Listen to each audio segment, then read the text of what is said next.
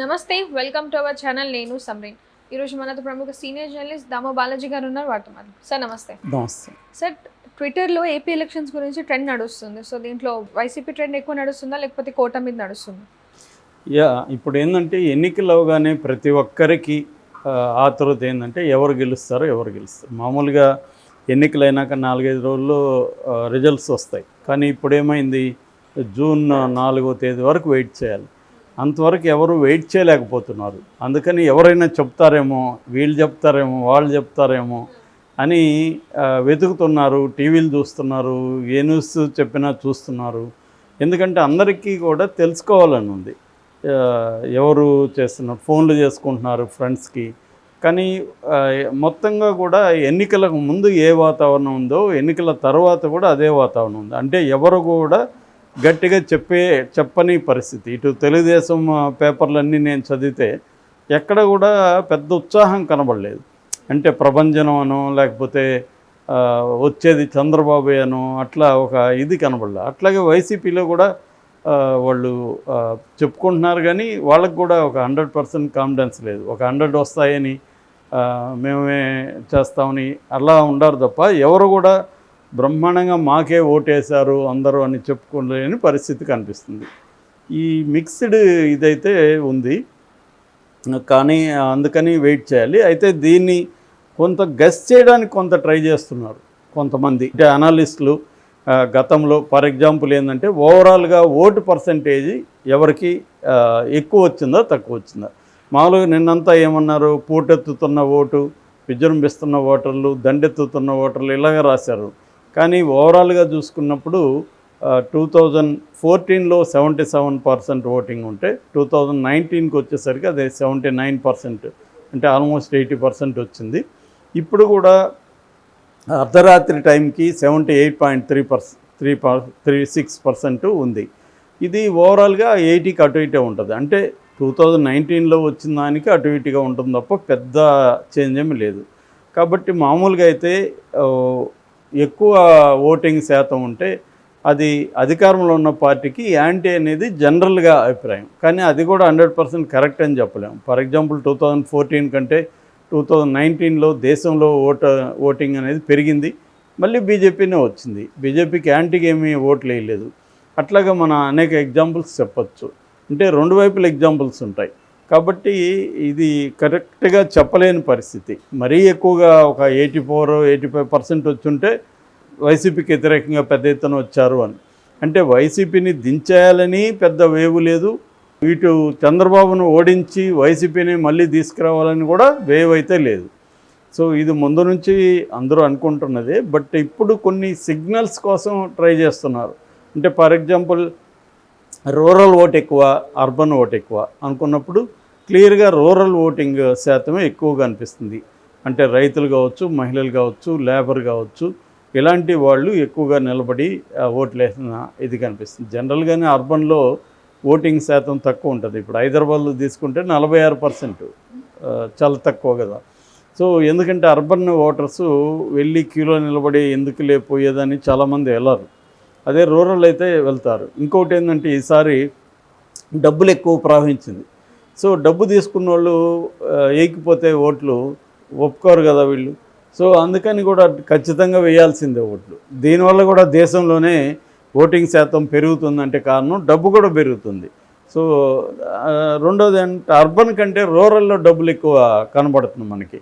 ఎందుకంటే అర్బన్లో ఎవరెవరో ఎక్కడెక్కడ ఉంటారు, వాళ్ళకి వెళ్ళి డబ్బులు ఇవ్వడానికి ఇబ్బంది. చాలామంది అర్బన్లో ఉన్నవాళ్ళు కొంత ఐడియలిజం కూడా ఉంటుంది, డబ్బులు తీసుకోరు. రూరల్ అయితే బల్క్గా కోఆర్డినేటర్లను పెట్టేసి ఈ పాపులేషన్ నువ్వు లేదా ఈ కులం వాళ్ళకంతా నువ్వు ఇలాగా అయిపోతుంది అనమాట, వాళ్ళు పంచుతారు. సో అసలు రూరల్లో ఈసారి గొడవలు కూడా వచ్చాయి కదా, మాకెందుకు డబ్బులు ఇవ్వలేదు. సో కాబట్టి ఓటింగ్ పర్సంటేజ్ అయితే రూరల్లో ఎక్కువ ఉంది. అట్లాగే మహిళలు మగవాళ్ళ కంటే ఎక్కువ కనిపిస్తున్నారు క్యూరాల్లో చూస్తే. సో మహిళల శాతం ఎక్కువ ఉందని ఈవెన్ ఎలక్షన్ కమిషన్ కూడా చెప్తుంది. సో ఆ రకంగా తీసుకున్నప్పుడు వైసీపీకి ముందు నుంచి కూడా మహిళలు, రూరల్ పాపులేషన్ వైసీపీకి ప్రోగా ఉన్నారు కాబట్టి వాళ్ళే ఎక్కువ ఓట్లు వేశారు కాబట్టి వైసీపీ వచ్చే అధికారం ఉందనేది కొంతమంది మాట్లాడుతున్నారు. ఇంకొంతమంది ఏమో అర్బన్ ఓటర్లు ఎప్పుడూ లేనంతగా ఈసారి వేశారు. ముఖ్యంగా యూత్ ఫస్ట్ టైం ఓటర్స్ 60-70 లక్షల మంది ఉన్నారు. అందులో 10-15 లక్షల మంది కరెక్ట్గా తెలుగుదేశానికే ఓట్లు వేశారు. So first time voters, youth, urban voters ఎక్కువ వేశారు కాబట్టి కూటమి గెలుస్తుంది అనేది ఒక అంచనా. ఇదంతా కూడా ఇప్పుడు మనకేంటంటే మ్యాక్రో డేటాని మైక్రో లెవెల్లో వెళ్ళి గతంతో పోలిసినప్పుడు ఏ జిల్లాల్లో ఎక్కడెక్కడ ఎలా ఓటింగ్ జరిగింది, లబ్ధిదారులు అంటే ముసలి వాళ్ళు ఫర్ ఎగ్జాంపుల్ వాళ్ళు ఎక్కువ ఎక్కడ వేశారు, ఇవన్నీ మైక్రో లెవెల్లో వెళ్ళి డేటా అనేది ఇంకా మనకు రాలేదు. అది వస్తే కొద్దిగా విశ్లేషించడానికి అవకాశం ఉంది. అందుకని ఇప్పుడు ఏంటంటే భిన్నాభిప్రాయాలే కనిపిస్తున్నాయి. అయితే ఈ క్రమంలో ట్విట్టర్లో ట్రెండింగ్ ఎట్టుందనేది తెలుగుదేశం వాళ్ళేమో కొన్ని రకాల ట్రెండింగ్ ఎక్కువ ఉందని వాళ్ళు రాస్తున్నారు, వైసీపీ వాళ్ళు రాసుకుంటున్నారు. అయితే ఓవరాల్గా తీసుకున్నప్పుడు ఏపీ ఎలక్షన్స్ 2024 అనే హ్యాష్ ట్యాగ్ ట్విట్టర్లో నెంబర్ 1గా ట్రెండింగ్లో ఉంది. నెంబర్ 2గా వచ్చేసరికి బై బై వైసీపీ అంటే గుడ్ దాని ఏమంటారు hello AP by by YCP, ఇది రెండో ట్రెండింగ్ అనమాట. ఇక మూడోది వచ్చి ఓట్ ఫర్ గ్లాస్ అనేది మూడోది ఉంది. అది నాన్ ఎలక్షన్ సింబల్ అంటున్నారు. అది కాకుండా తెలుగుదేశానికి సంబంధించి టీడీపీ, జేఎస్పీ, బీజేపీ విన్నింగ్ అనేది ట్రెండింగ్లో ఉంది. అట్లాగే వైసీపీ లూజింగ్ బిగ్ అనేది కూడా ట్రెండింగ్లో. ఇవన్నీ కూడా కూటమికి అనుకూలంగా ఉన్నది. ఇది వైసీపీకి ప్రోగా ఉన్నదేమో జగన్ సునామీ అనేది కూడా ట్రెండింగ్లో ఉంది. ఇక్కడ ఏంటంటే ట్రెండింగ్ అంటే ఏంటి, ఆయా గ్రూపులే దాన్ని లేపుతుంటాయి. వైసీపీ వాళ్ళందరూ దాన్ని ట్రెండ్ చేస్తారు. ఇటు ముగ్గురు ఉన్నారు కాబట్టి ముగ్గురు కలిసి ట్రెండ్ చేస్తారు. కాబట్టి ఈ ట్రెండింగ్ కూడా కామన్ పీపుల్ రిప్రజెంట్ చేస్తుందని మనం అనుకోవడానికి లేదు. ఇప్పుడు అదే మేజర్ ప్రాబ్లం. ఎందుకంటే ఇప్పుడు ఆన్లైన్ పోల్ కానీ ఇప్పుడు నాగేశ్వర్ దాంట్లో పోల్ పెట్టారు, అక్కడ క్లియర్గా వైసీపీ వస్తుందన్నారు. కానీ వైసీపీ వాళ్ళే దాన్ని అక్కడికి వెళ్ళి ఓటింగ్లో ఎక్కువ పాల్గొంటే వైసీపీ వస్తున్నట్టు చూపిస్తారు. కొన్ని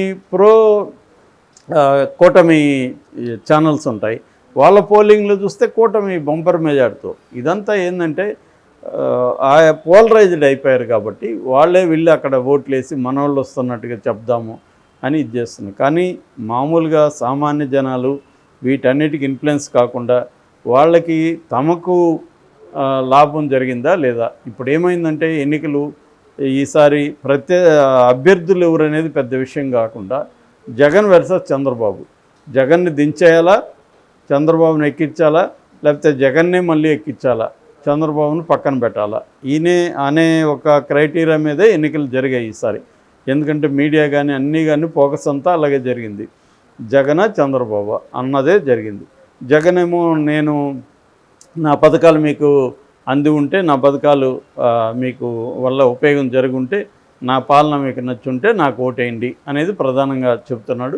రెండవదేమో చంద్రబాబు హామీలే నమ్మకండి, అతనికి విశ్వసనీయత లేదు.